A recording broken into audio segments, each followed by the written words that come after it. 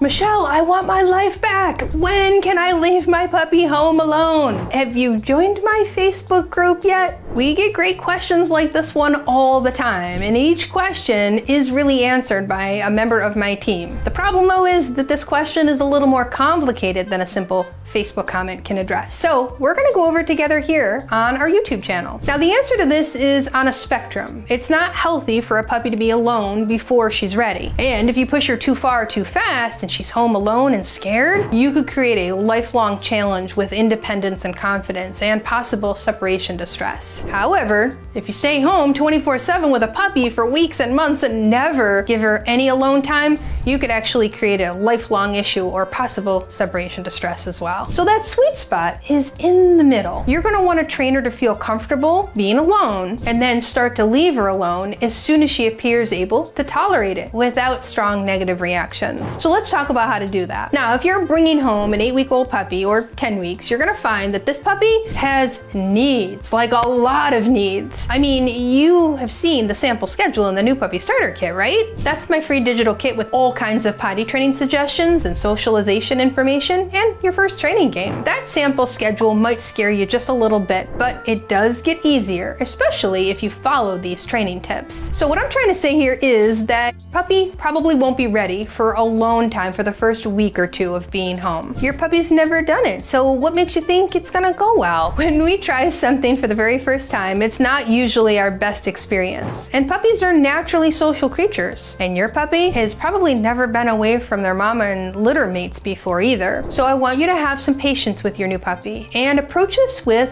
kindness and love. It's going to be important to understand puppy development and what she's capable of learning at what age. You would not expect a 2-week-old baby to learn how to hold a pen, so let's not push our new puppies further than is developmentally appropriate. If you've watched any of my videos on preparing for a puppy, you might have taken some time off of work or cleared a schedule for a week or so. This is great. I know not everyone can do this, but if you can, it's gonna give your puppy time to settle into her new home, and it gives you a chance to start figuring out her schedule and what works for her. Your first goals are to get your puppy on a potty training schedule and also get her used to that crate. So the crate's gonna be a critical part of helping your puppy feel okay with being left alone. Whenever you plan to leave the house, your puppy should be in a crate. Not only does this keep her safe and it keeps your home safe, but if done correctly, the crate training actually helps her with more independence. So as she learns that the crate's a good place and she gets used to sleeping in there in nights and for naps, soon this is going to become her default behavior in the crate. This is excellent because this is exactly what we want when we're gone. A puppy who snoozes and relaxes in the crate. Now, some people think that their puppy should have more room to roam around when the humans are away from the home. Actually, this could work against you. A dog who can move around might end up pacing due to stress and anxiety, and they could become destructive. More movement means more bladder and bowel activity too. So this means a potential for potty accidents all over. And when your puppy is in the crate,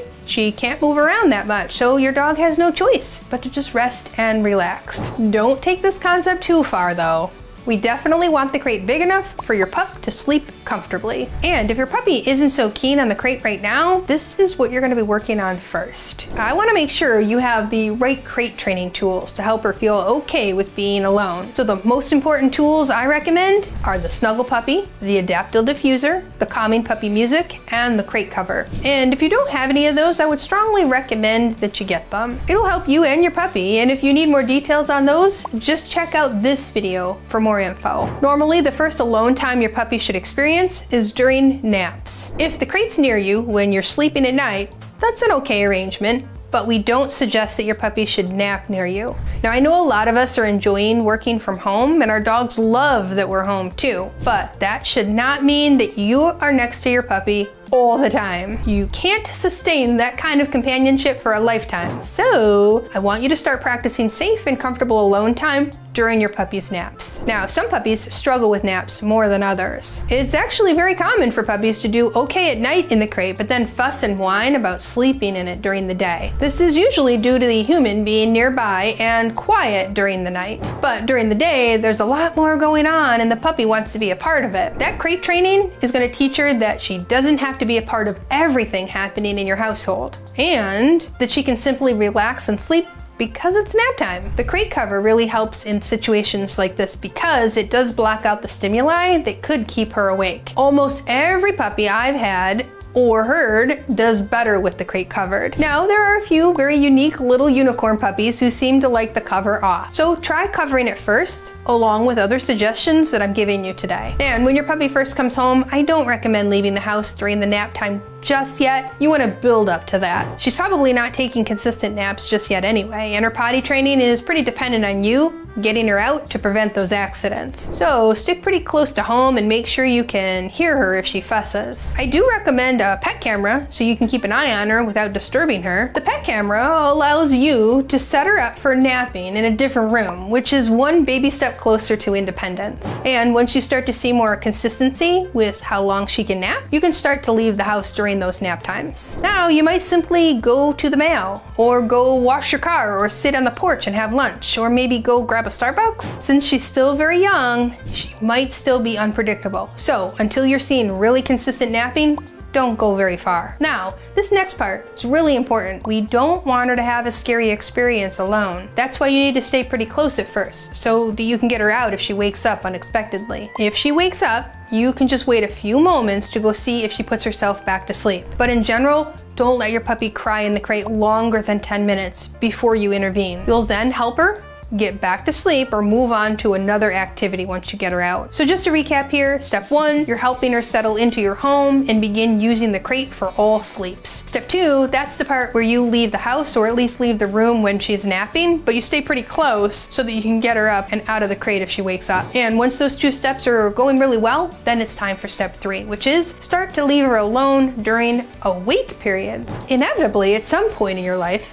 you're gonna need to leave, and it's gonna be outside your pup's regularly scheduled nap. Now, you're gonna have to put your pup in their crate, even though it's not nap time. The way you get your pup ready to do this is to play crate games, where you ask her to go in the crate and then you slowly start to add duration and distance. And since it's a training game, she's unlikely to sleep, which is totally fine. You wanna do this while she's awake, so you're training her for being awake and alone in the crate and being totally fine with it. While working on this, I want you to give the puppy every possible chance for this to go well. So we've already talked about some comfort tools like the Snuggle Puppy and the crate cover, but I also want you to choose the right time in the schedule for the independence training and practice. That means her wake windows have some good activities that fill up her emotional cup. And you're watching to make sure she doesn't get overtired or overstimulated. A puppy with a good combination of activities in the wake window is gonna sleep much better at nap time. This leads to doing better when alone, which leads to the confidence and independence we're talking about. See how it's all connected? Now, if you need more ideas on how to tire out a puppy in a good way,